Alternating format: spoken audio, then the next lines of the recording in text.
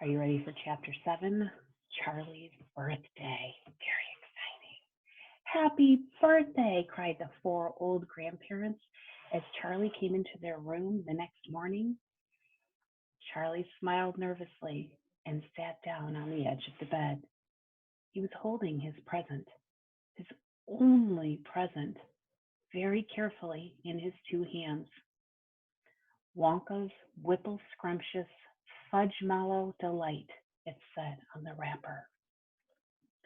The four old people, two at either end of the bed, propped themselves up on their pillows and stared with anxious eyes at the chocolate bar in Charlie's hands. Mr. and Mrs. Bucket came in and stood in the front of the bed watching Charlie. The room became silent. Everybody was waiting now for Charlie to start opening his present. Can you make a prediction of what you think is going to happen? Let's find out. Charlie looked down at the candy bar. He ran his fingers slowly back and forth along the length of it, stroking it lovingly, and the shiny paper wrapper made little sharp crackling noises in the very quiet room. Then Mrs. Bucket said gently, "You mustn't be too disappointed, my darling, if you don't find what you're looking for underneath that wrapper. You really can't expect to be as lucky as all that." "She's quite right," Mr. Bucket said.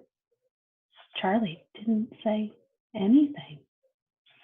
"After all," Grandma Josephine said, "in the whole wide world, there are only 3 tickets left to be found." "The thing to remember," Grandma Georgine said, "is whatever happens, you'll still have the bar of candy. Wonka's Whipple Scrumptious Fudge Mallow Delight," cried Grandpa George. "It is the best of them all. You'll just love it." "Yes," Charlie whispered. "I know." "Just forget about all those golden tickets and enjoy the candy," Grandpa Joe said. "Why don't you do that?" They all knew it was ridiculous to expect this one poor little candy bar to have a magic ticket inside it, and they were all trying as gently and as kindly as they could to prepare Charlie for the disappointment. But there was one other thing that the grown-ups also knew, and it was also this, that however small the chance might be of striking lucky, there was a chance. The chance had to be there. This particular candy bar had as much chance as any other of having a golden ticket. And that was why all grandparents and parents in the room were actually just as tense and as excited as Charlie was, although they were pretending to be very calm. "You'd better go ahead and open it, or you'll be late for school," Grandpa Joe said. "You might as well get it over with," Grandpa George said. "Open it, my dear," Grandma Georgina said. "Please open it. You're making me very jumpy." There's a quick little picture I'd like to show you.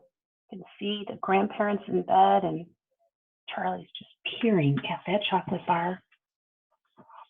The old people in the bed all leaned forward, craning their saggy necks. Then, suddenly, as though he couldn't bear the suspense any longer, Charlie tore the wrapper right down the middle, and onto his lap there fell a light brown, creamy-colored candy chocolate bar. There was no sign of a golden ticket anywhere.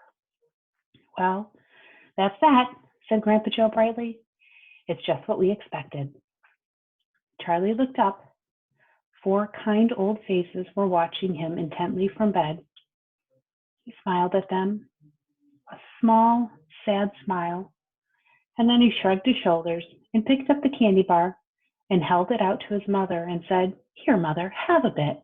We'll share it. I want everyone to taste it." "Certainly not," his mother said. And the others all cried, "No, no, we wouldn't dream of it. It is all yours." "Please," begged Charlie, turning around and offering it to Grandpa Joe.